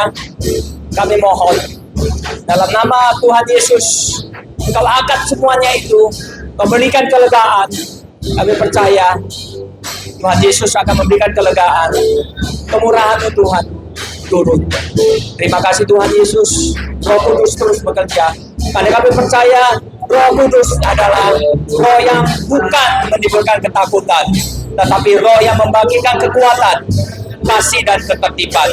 Karena itu kami percaya kepada Pak Petrus, Roh Kudus telah memberikan kita kekuatan. Apapun masalahmu, dalam nama Yesus, engkau akan terbebas dari masalah. Apapun yang terjadi dalam kesehatanmu, Roh Kudus ikut bekerja dan ada tanda-tanda kesembuhan. Terima kasih Tuhan Yesus. Kami serahkan Petrus di dalam tangan-Mu. Kiranya Engkau menyertai kehidupannya, sehingga makin hari dia makin boleh menyertai kehidupan. Engkau terus akan menyertai kehidupannya Tuhan. Terima kasih Tuhan Yesus. Dalam nama Roh Kudus kami sudah berdoa. Mengucap syukur. Amin. Namanya siapa? Rosa. Rosa. Rosana. Rosane. Ya, Rosana. Rosane. Rosane. Iya. Oke. Bapak di surga, di dalam nama Tuhan Yesus, ini berdiri anak-Mu, Rosane. Mungkin dia datang dengan segala kepenatan, dengan beban, dengan sakit penyakit, dengan masalah apapun. Karena itu kami percaya Engkau lebih daripada semuanya. Engkau lebih besar dari masalahnya. Engkau lebih besar dari sakit penyakitnya Tuhan. Di atas kayu salib di bukit Golgota, Engkau telah menyatakan kasih-Mu kepada kita semua.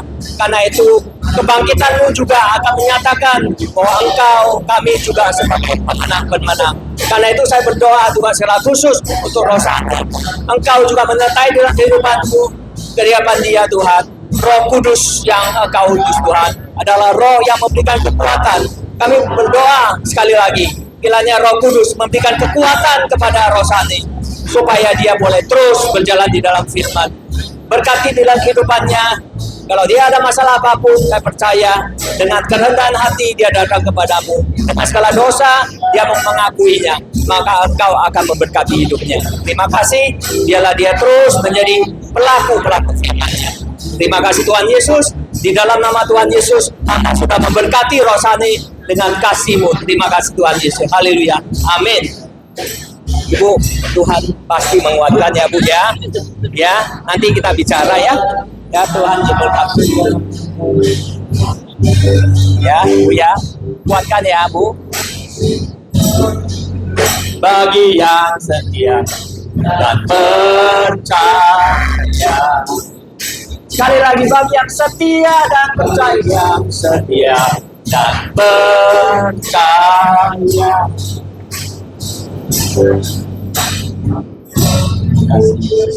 Sebagai penutup, biarlah hamba boleh berdoa singkat. Bapa di surga,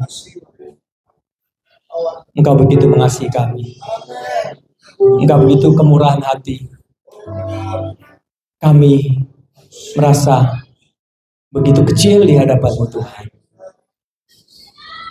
Tapi kami tahu Engkau tetap mengasihi kami, tetap menyertai hati kami. Firman-Mu sudah berbicara kepada kami. Kami harus pegang fondasi iman kami. Karena iman Kalau kita ingin melihat Tuhan, kita harus mengasihi. Karena substansi daripada Tuhan itu adalah kasih. Berikan kami kekuatan untuk terus dipimpin oleh kebenaran.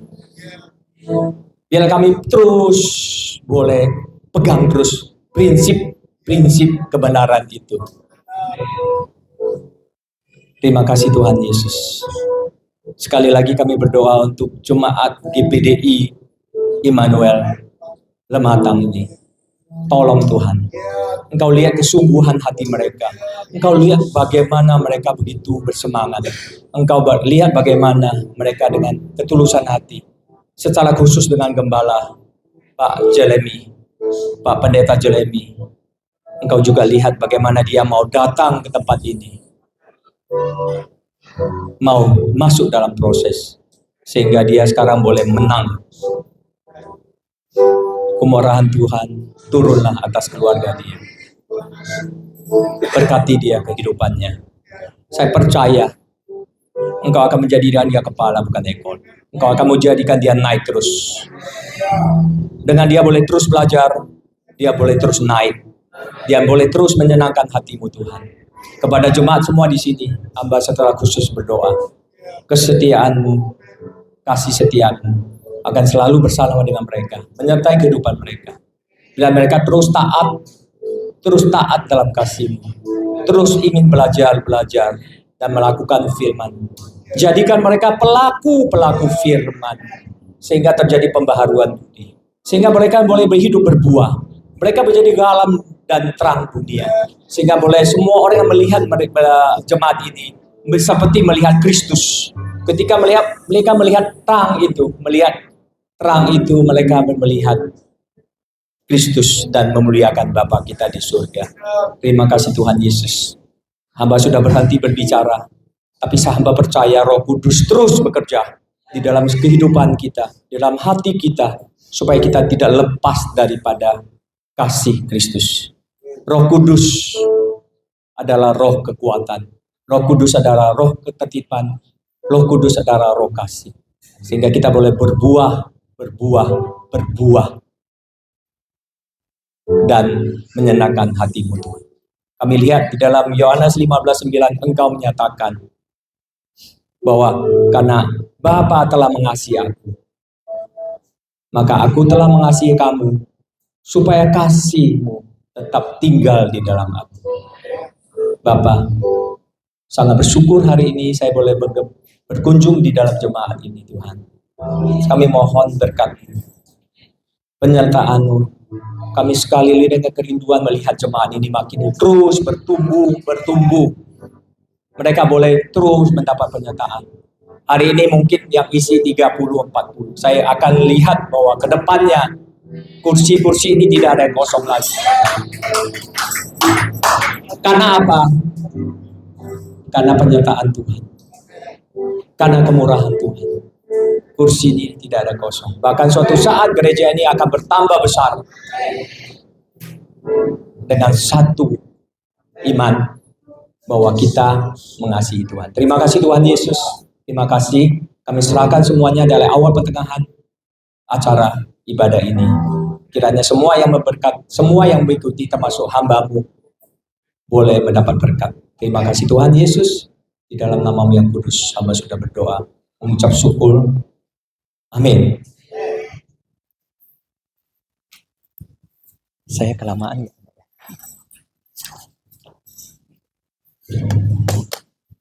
Ya, puji Tuhan. Beri tepuk tangan buat Tuhan Yesus. Saya percaya kita diberkati Tuhan. Roh kita disegarkan, iman. Amin. Iman timbul daripada mendengar firman Tuhan. Iman menjadi iman yang benar. Saatnya kita akan memberikan persembahan. Kalau kita berkata bahwa berilah maka kita akan diberi suatu perkara yang dipadatkan, yang digoncang dan tumpah keluar. Artinya ketika Tuhan memberkati kita karena kita mengasihi Tuhan, kita memberi, maka Tuhan semakin melipat ganda berkat dalam hidup kita.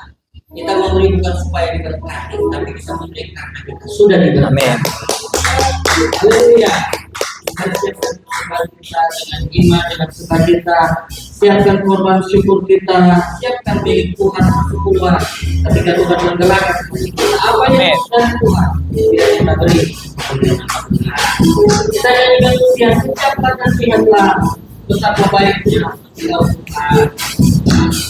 Korban Tuhan bawa ke depan untuk kembali. Korban yang terbaik milik Tuhan, korban syukur dan mulai terbuka. Haleluya.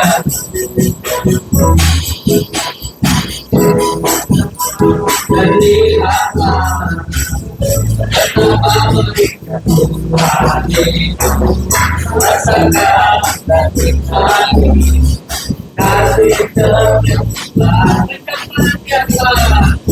kecaplah dan lihatlah betapa baiknya Tuhan. Rasakan, semangat Pak ya. Kasih setia Tuhan itu bagimu Tuhan, dan semangat bagimu Tuhan. Layanilah Yesus, layan negaraku.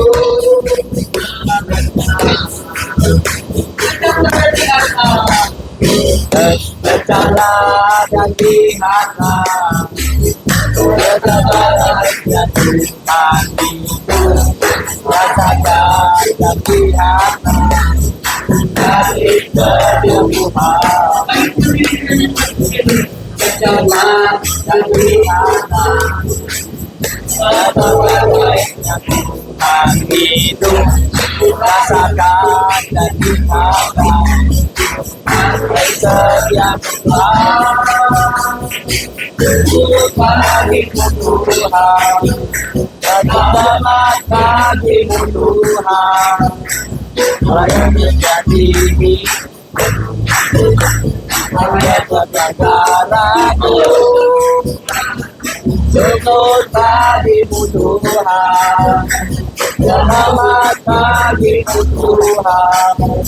Layak menjadi hidupku, layak negaraku selamanya. Haleluya. Tuhan Yesus memberkati setiap korban kesalahan kita sebagai korban saudara. Saya serahkan kami balik kepada kepala kita. Ya, puji Tuhan. Saudara beri tepuk tangan buat Tuhan yang terbaik. Terima kasih Pendeta Darwin, Pendeta Jerry, juga bisa Pendeta Murata, Pendeta Jen. Saudara, saya diberkati Tuhan. Amin, amin, amin. Tadi kita sudah doakan. Pengumuman sebelum penutup kita waktu khusus waktu. Amin, amin. Pedangkan tangan pada hamba Tuhan yang dikirim mereka bangun. Pak Cun sudah datang belum? Pak Cun Mereka belum. berkorban Belum ya? waktu, mereka berkorban tenaga sampai bisa ada di pelosok ini. Kami berkomunikasi Tuhan. Karena kita Bapak di surga, kami bersyukur kepada kami sungguh percaya bahwa Tuhan yang sungguh ajaib, Kau boleh panggil segala macam orang termasuk Pastor Darwin dari kalangan pengusaha dan juga seorang dokter jadi hamba Tuhan. Maka di tempat ini dia berkata doakan tahun depan akan full dalam pelayanan. Amin.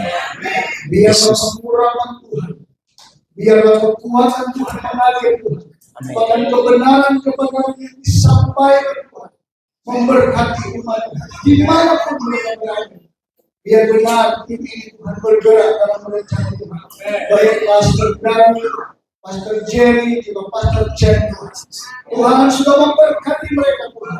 Tuhan juga memberkati mereka biar sungguh Tuhan hidup mereka, keluarga mereka, pekerjaan mereka, pelayanan mereka dipersembahkan Tuhan. Amin. Terima kasih. Kalau sebentar akan mulai berjalan ke Jakarta lewat Palembang, semua Tuhan kami serahkan ke dalam tangan Tuhan. Mereka boleh tiba di tengah keluarga pelayanan pekerjaan dengan selamat. Nama Tuhan dipermuliakan. Kami berkati di dalam nama Tuhan Yesus Kristus. Haleluya. Amin. Terima kasih Pak. Pak Jerry, dari saudara kan? Saya sudah datang. Karena di sana selesai jam 10 saya sudah seperti itu tadi, tapi mungkin cepatnya ada lawatan. Karena katanya jam 10 sudah selesai di sana. Dari itu dia bergabung dengan kita karena saya sangat diberkati saudara. Amin. Kalau ini ke adik saya, adik yang saya hajar, karena dia sedikit nakal. Bisa jadi hamba Tuhan buat saya juga sama Abu Dhani. Amin. Ya kalau buat kesalahan, kalau ada salah telepon saya maaf. Mudah minta maaf. Makanya saya sudah gembala di satu tempat, dia juga ditangkap. Dia pernah nabrak orang. Katanya dari BSD dia mau apa? Dari Gading Serpong dia mau ada suami berantem, suami istri terbalik, dia tabrak tidur sama saya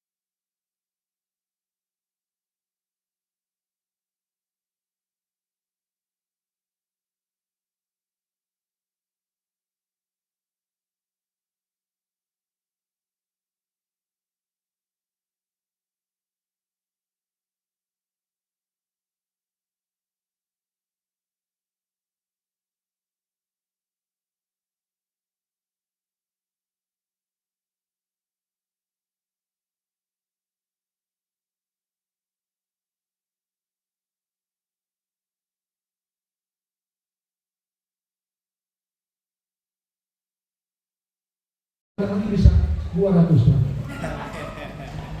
Artinya apa? Jemaat sudah bertambah juga kan? Apa? Hari juga mereka berkati kita, puji Tuhan. Oke, kita akan tutup ibadah kita berdiri sama-sama. Kita yang pujian. Ketika kiranya Tuhan memberkati aku berlimpah-limpah. Amin.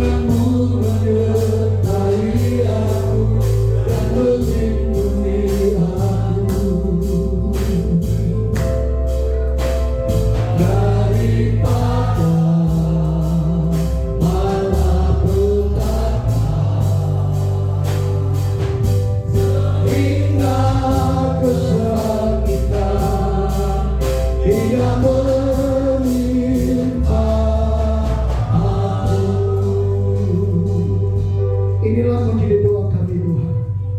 Kami percaya kebenaran firman yang kami dengar itu akan membuat kami semakin kuat iman percaya. Kami juga bersyukur hari ini kami boleh bersuka cita. Kami boleh menyembah Allah yang hidup. Allah yang sudah memberkati kami Tuhan. Kami hamba-hambamu, kami para pelayan-pelayan-mu, pelayan jemaat Tuhan. Kami hidup dalam takut akan Tuhan. Terima kasih Bapa di surga buat lawatan Tuhan yang kami rasakan hari ini. Bahkan juga sejak kemarin sore kami boleh diberkati dengan Yayasan Tulus Peduli Indonesia Tuhan. Kami tahu apa yang mereka lakukan semua bagi kemuliaan Tuhan. Terima kasih juga firman Tuhan yang kami dengar hari ini Tuhan, yang mengajarkan kami bagaimana kami berbuat untuk menyatakan kesaksian dalam hidup kami. Biar Tuhan setelah hamba-Mu meninggalkan kami juga ada kebenaran Allah yang tetap kami ikat Tuhan, yang menjadi kekuatan bagi kami. Seluruh jemaat Tuhan diberkati sepanjang minggu ini Tuhan.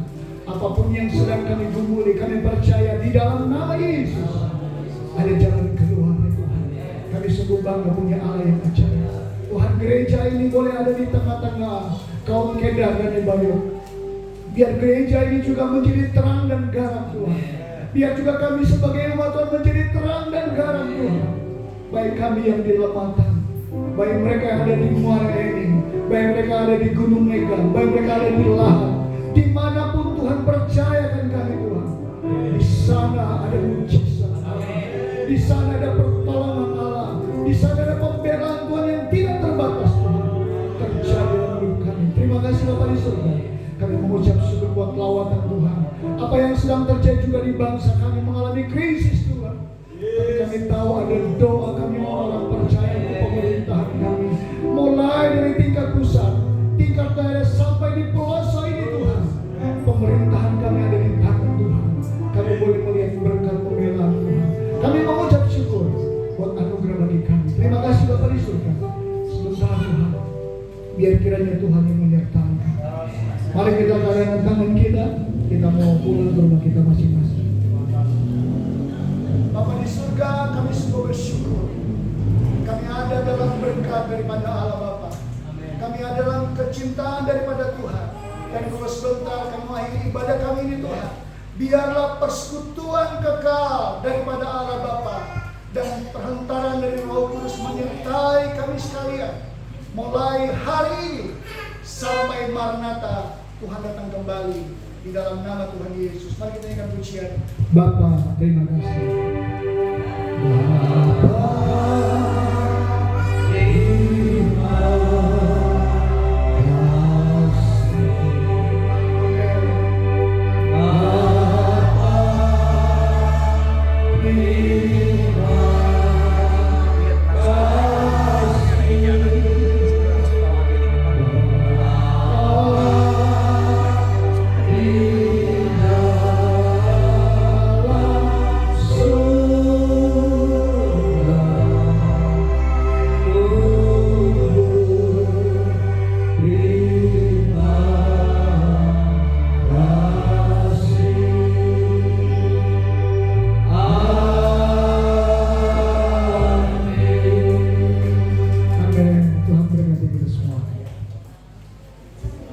jemaat jangan langsung pulang, kita kan mau ada foto bersama dulu. Sekarang hadap kemana? Nanti Mau pelayan dulu katanya. pelayan dulu. Oh, Pelayan. pelayan dulu baru jemaat ya. Saudara-saudara saya masuk berikan semua. Tim pelayan. Bisa pakai timer kan? Oh bisa, Biar kencang bisa, semua. bisa, bisa. Paling Ini saya tua-tua. matiin dulu ya. Ya.